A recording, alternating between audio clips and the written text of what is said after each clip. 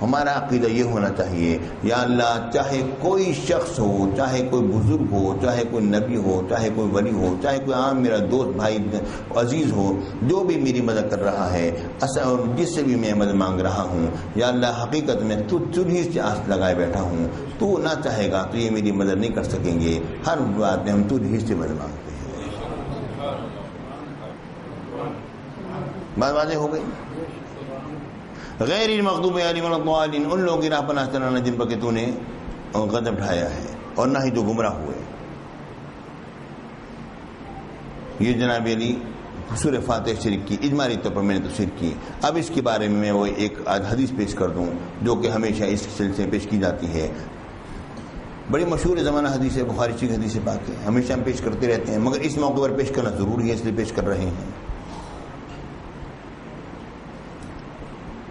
وہ یہ کہ کچھ صحابہ کرام سفر میں نکلے، آگے پہنچے تو ان کو مہمانی کی ضرورت ہوئی کہ کوئی ان کی مہمانی کرے، مہمان نوازی کرے۔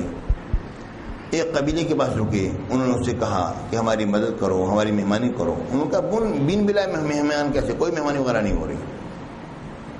بڑے پریشان ہوئے صحابہ، حالانکہ عرب کا مہمانی تو عرب کا شعار ہوا کرتی تھی، عرب جو ہے وہ بڑے مہمان نواز ہوا کرتے تھے، اور عربی زبان کے جاہلی کے اشعار آپ پڑھیں تو صحیح، وہ تو یہ کہتے ہیں کہ ان میں بڑا بندہ وہی تسلیم کیا جاتا تھا جس کے گھر کے باہر راکھ زیادہ ہوا کرتی تھی۔ راکھ کیوں ہے؟ کیونکہ وہاں پہ لکڑیاں جلی ہیں۔ لکڑیاں کیوں جلی ہیں؟ مہمان آئے ہیں تو جلی ہے نا۔ جس کے گھر جتنی زیادہ راکھ ہوا کرتی تھی اتنا بڑا وہ بندہ تصور کیا جاتا تھا۔ وہ بڑے پریشان ہوئے کہ یہ کیا ہوا۔ اب خاموش ہو کے بیٹھے ہوئے تھے کہ اتنی دیر میں وہاں سے ایک شخص آیا، اس نے آ کے کہا لودغ السید الحی، قبیلے کا سردار ڈس لیا گیا ہے، اور ہم نے سارے جتن کر لیے، سارے اپنے منتر والا سارے پڑھ لیے، اور ہم نے ہر قسم کا علاج کر لیا، مگر یہ ہے کہ وہ بچھو کا کاٹا ہوا اس کو ہے، اور اس کا درد آرام میں نہیں آتا۔ تم میں سے کسی کے پاس کوئی چیز ہے کہ وہ کرے کہ وہ ہمارا وہ سردار ٹھیک ہو جائے؟ انہوں نے اس سے کہا کہ ٹھیک ہے، ہمارے ایک شخص کھڑا ہوا، اس نے کہا ٹھیک ہے میں جا کے دم کرتا ہوں۔ صحابہ کرام نے کہا کہ ہمارے علم میں نہیں تھا کہ اس کو کوئی دم درود بھی آتا ہے۔ اس نے کہا میں دم کرتا ہوں، اور لیکن ہم بکریاں لیں گے، 30 بکریاں طے پا گئیں گے، 30 بکریاں اس دم کے عوض میں، دم درود کے عوض میں ہم تم سے وصول کریں گے، اور ہمیں جب کے دم کرتا ہوں۔ انہوں نے کہا ٹھیک ہے جی۔ اب وہ ایک صحابی تھے، وہ اٹھے، وہ گئے وہاں پر، جا کے انہوں نے اس سردار جو کہ درد سے تڑپ رہا تھا اس پر سورہ فاتحہ شریف پڑھی اور اس پر دم کی، تو وہ اس طرح وہ اپنی تکلیف سے آزاد ہو گیا جس طرح کہ معلوم ہوتا تھا کہ اس کو زنجیریں یا اس کو رسیوں سے جکڑا ہوا اور تڑ تڑ کر کے ٹوٹتی گئی اور باہر نکل آیا۔ جیسے وہ باہر اس طرح سے آیا، اب وہ لوگ شرمندہ اپنے کیے پر کہ ہم نے ان کی مہمانی نہیں کی تھی۔ اب انہوں نے کہا 30 بکریاں جو مقرر ہوئی تھیں وہ لے لو، اور دودھ ہم تمہیں اس مہمانی کی پلاتے ہیں جو کہ ہم نے تمہاری مہمانی نہیں کی، تم نے کہا تھا۔ اب وہ جناب علی انہوں نے کو دودھ پلایا، دودھ تو پی لیا۔ اب وہ بکریاں لے کر وہ صحابہ کرام روانہ ہوتے ہیں۔ بکریاں لے کے روانہ ہوئے تو اب انہوں نے کہا کہ بکریاں تقسیم کر لو۔ صحابہ نے کہا نہیں تقسیم نہیں کریں گے، حضور علیہ الصلوۃ سے پوچھیں گے، اگر ہمارے نبی نے ہمیں اجازت دی تب جا کر یہ بکریاں تقسیم تک ہم کھائیں گے، ورنہ یہ کیونکہ ہم نے تو یہ دم درود کے عوض میں لی ہیں، اور یہ کہ اس کے یہ نذرانہ لینا ٹھیک ہے بھی یا نہیں ہے، سرکار فرمائیں گے ٹھیک ہوگا نا۔ سرکار کی باریاں تو پہنچ گئے، یا رسول اللہ اس طرح ہوا۔ میرے آقا نے فرمایا اسے کس نے بتایا کہ سورہ فاتحہ دم کے بھی کام آتی ہے؟ اسے کس نے بتایا کہ سورہ فاتحہ دم کے بھی کام آتی ہے؟ پھر میرے آقا نے اللہ اکبر فرمایا میرا حصہ بھی اس میں سے نکالنا۔ پیارے بھائیوں، آپ اندازہ کرو جس مال میں میرا نبی کہہ رہا ہے میرا حصہ نکالو، اس مال میں کسی قسم کی کوئی حرام کا پہلو، کسی قسم کا کوئی مشتبہ مال ہو سکتا ہے؟ خالص حلال کا مال ہوگا تبھی نبی مکرم صلی اللہ علیہ وسلم فرما رہے ہیں کہ اس میں سے میرا حصہ بھی نکالو۔ تو دم درود کے عوض میں اگر کوئی چیز کسی کو کوئی نذرانہ دے دیتا ہے تو وہ حرام نہیں ہوتا ہے، وہ جائز ہوتا ہے۔ اب دیکھیے غور کیجیے، آج ہم نے سورہ فاتحہ شریف کی تفسیر بالکل ایک انوکھے اور مختلف انداز میں مکمل کی۔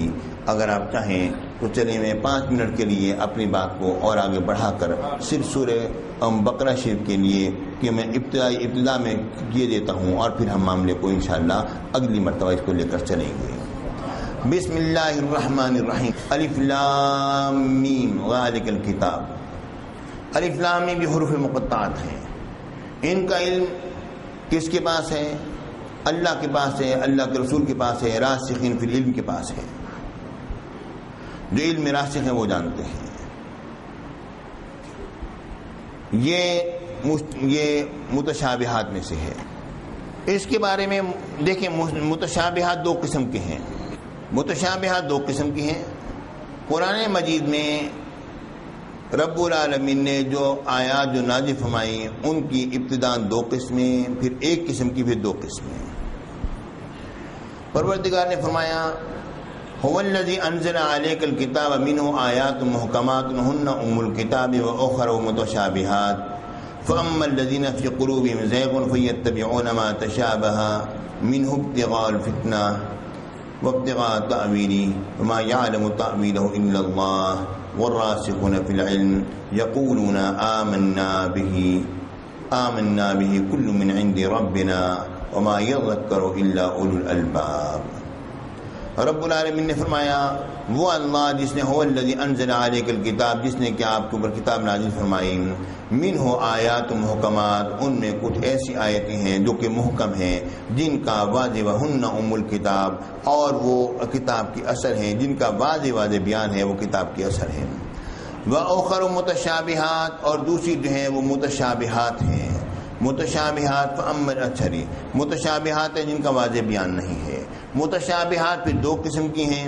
ایک متشابہات وہ ہیں جن کے الفاظ ہی سمجھ میں، ان کے کلمات کا معنی ہی سمجھ میں نہیں آتا، اور ایک وہ متشابہات ہیں جن کے معنی تو سمجھ میں آتے ہیں مگر ان کا مفہوم واضح نہیں ہوتا۔ آپ دیکھیے غور کیجیے، یہ الف لام میم جو ہے ان متشابہات آیات میں سے ہے جس کا مطلب ہی سمجھ میں نہیں آتا، ترجمہ ہی سمجھ میں نہیں آتا۔ آپ خود غور فرمائیے کہ رب العالمین نے فرمایا فَأَمَّا الَّذِينَ فِي قُلُوبِهِمْ زَيْغٌ، بہر جن کے دل میں ٹیڑھا پن ہے، فَيَتَّبِعُونَ مَا تَشَابَهَ مِنْهُ ابْتِغَاءَ الْفِتْنَةِ وَابْتِغَاءَ تَأْوِيلِهِ۔ رب العالمین نے فرمایا وہ ان آیات کے پیچھے پڑے رہتے ہیں جن کے معنی مشتبہ ہیں، ابتغاء الفتنہ، فتنہ کو چاہتے ہوئے، وابتغاء تأویلہ، اور خواہ مخواہ کی پرسول کرتے ہوئے، وما یعلم تأویلہ الا اللہ،